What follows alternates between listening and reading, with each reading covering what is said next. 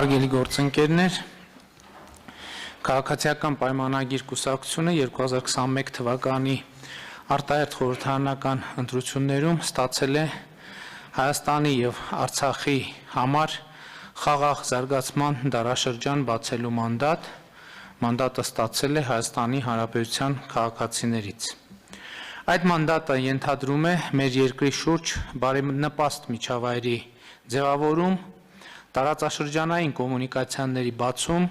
տարածաշրջանային կայունության ու տևական խաղաղության հաստատում։ Խորհրդարանական արտահերթ ընտրություններից հետո սակայն տեղի ունեցավ եւ տեղի է ունենում այն, ինչ մենք կանխատեսում էինք, ասելով, որ մեծ է հավանականությունը, որ Ադրբեջանը ի հեճուկս միջազգային ասպարեզներում արվող խաղաղասիրական հայտարարությունների ամեն ինչ անելու է խաղաղությունը տարածաշրջանում խոչընդոտելու համար եւ սա անելու է մի մարտավարությամբ, որը նույնպես կանխատեսելի է, ցույց տալով, թե Հայաստանը կամ Արցախը իբր դեմ են խաղաղությանը, դեմ են սահմանազատման եւ սահմանագծման գործընթացներին եւ այս ֆոնին ագրեսիվ քաղաքականություն կառուցելու կեղծ հիմնավորումներ է ստեղծելու, ինչի դրսևորումները մենք տեսնում ենք նաև վերջին օրերին, բայց դա տեսել ենք նաև վերջին ամիսներին։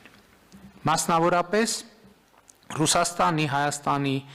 Ադրբեջանի փոխվարչապետերի մակարդակով գործող աշխատանքային խումբը բավականին կառուցողական եւ արդյունավետ աշխատանք է իրականացնում տարածաշրջանային կոմունիկացիաների բացման վերաբերյալ եւ Ադրբեջանի անհասկանալի հայտարարությունները, այսպես կոչված Զանգեզուրի միջանցքի մասին, որևէ կապ չունեն աշխատանքային խմբի կատարած աշխատանքի եւ որ առավել կարեւոր է հունվարի 11-ի Մոսկվայի եռակողմ հայտարարության բովանդակության հետ, որը բացահայտում է, թե ինչ է նշանակում եւ ինչպես պետք է իրագործվի նոյեմբերի 9-ի եռակողմ հայտարարության 9-րդ կետը։ Իմ մեկնաբանությունը միանշանակ է։ Ադրբեջանը միջանցքի մասին հայտարարություններ անում է եռակողմ աշխատանքային խմբի գործունեությունը խաթարելու եւ տարածաշրջանային կոմունիկացիաների բացում թույլ չտալու համար։ Ինչու՞, որովհետև Ադրբեջանի նպատակն է շարունակել Հայաստանի շրջափակման շուրջ 30-ամյա գործընթացը քաղաքականությունը։ Բայց մենք առանց սեթևեթելու շարունակելու ենք աշխատանքը եռակողմ աշխատանքային խմբում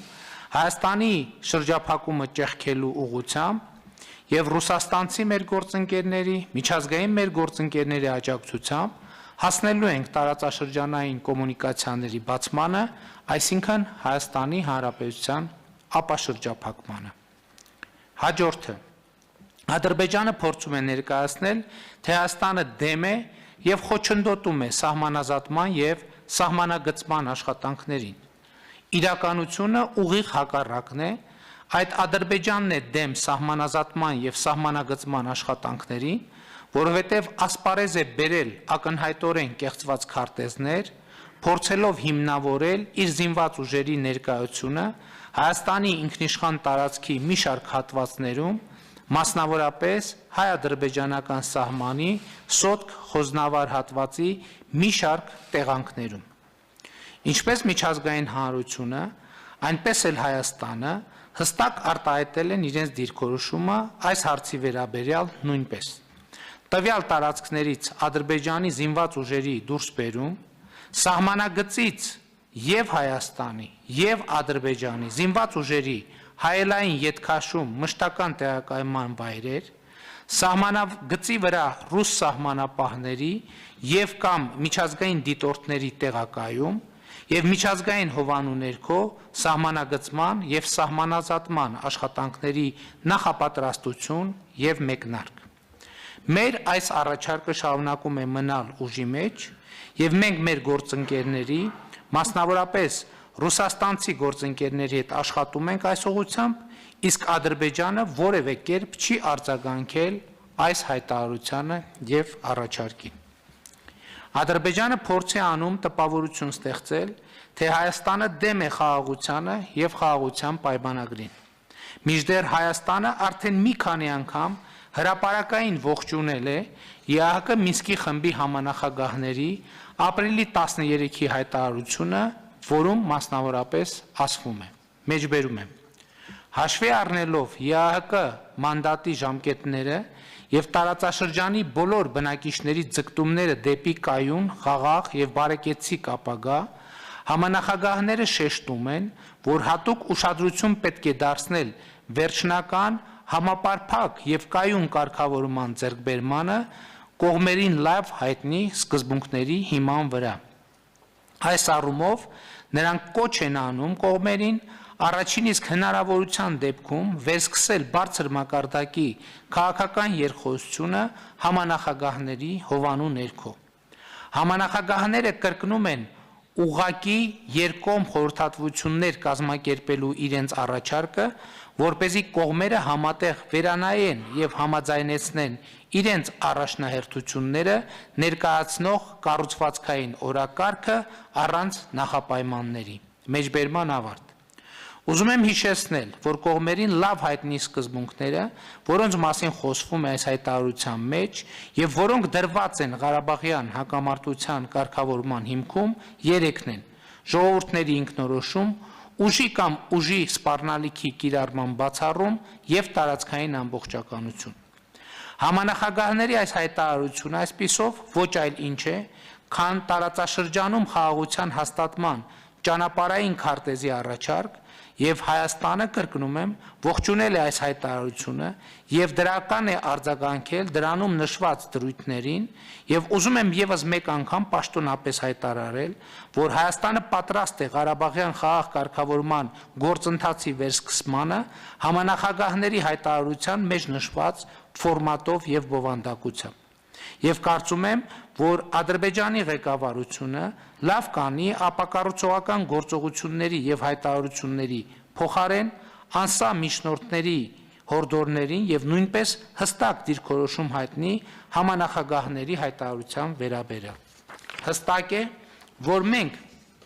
նախանձախնդիր հետապնդելու ենք Արցախի ժողովրդի ինքնորոշման իրավունքի իրականացմանը։ Հարգելի գործընկերներ, եթե այս ամենին ավելացնում ենք Ադրբեջանի սադրիչ, Հայաստանի տարածքային ամբողջականությանը սպառնացող հայտարարությունները, ակնհայտ է դառնում, թե ով, որ երկիրն է խոչընդոտում տարածաշրջանային կայունության եւ խաղաղության հաստատմանը։ Եթե մենք ուշադիր դիտարկենք Ադրբեջանի գործողություններն ու հայտարարությունները, կտեսնենք, որ այդ երկիրը տարածքային նկրտումներ ունի իր հարևանների մեծամասնության նկատմամբ եւ սա մեր տարածաշրջանային կայունությունն ու խաղաղությունը կասկածի տակ դնող հիմնական գործոնն է։ Անկախ ամեն ինչից Հայաստանը բոլոր հնարավոր եւ անհնար միջոցներով պաշտպանելու է իր ինքնաիշխանությունը եւ տարածքային ամբողջականությունը, ներառյալ հայ-ռուսական միացյալ զորախմբի եւ հավաքական անվտանգության պայմանագրի մեխանիզմների գործարկմամբ, ինչի շուրջ մենք շարունակում ենք մեր խորհրդակցությունները մեր գործընկերների հետ։ Վերջին 2 ամիսներին հայ-ադրբեջանական սահմանին 2 զոհ ենք ունեցել։ Ցավակցություն հայտնելով զոհերի հարազատներին եւ մերձավորներին, Հավաքական անվտանգության պայմանագրի մեր գործընկերների ԵԱՀԿ Մինսկի խմբի համանախագահության ուշադրությունն եմ հրավիրում այս փաստի վրա։ Տարածաշրջանային կայունության եւ փոխվստահության հաստատմանը խոչընդոտող հաջորդ կարևոր գործոնն այն փաստն է, որ ի հեճուկս իր ստանձնած պարտավորությունների Ադրբեջանը մինչև օրս չի վերադարձրել մեր ռազմագերիներին։ Ամեն դեպքում միջազգային մեր գործընկերների հետ համագործակցությամբ մինչև օրս մենք կարողացել ենք վերադարձնել 104 ռազմագերիներին։ Մենք շարունակելու ենք աշխատել մեր բոլոր ռազմագերիների վերադարձի ուղղությամբ Ղարաբաղի հարցի համապարփակ կարգավորման, սահմանների սահմանազատման եւ սահմանագծման աշխատանքները տարածաշրջանային կոմունիկացիաների բացումը եղել են, կան եւ լինելու են մեր առաջնահերթությունների շարքում։ Ադրբեջանն այս ապակառուցողական գործողություններով ոչ միայն խախտում է նոյեմբերի 9-ի հայտարարությունը, այլ նաև փորձում է խաթարել հունվարի 11-ի եռակողմ հայտարարությամբ ամրագրված տարածաշրջանային ենթակառուցվածքների ապաշրջափակման գործընթացը, ինչպես նաև ԵԱՀԿ Մինսկի խմբի համանախագահների ապրիլի 13-ի հայտարարությամբ նախատեսված խաղաղ բանակցությունները և տարածաշրջանային կայունությունը ընդհանրապես։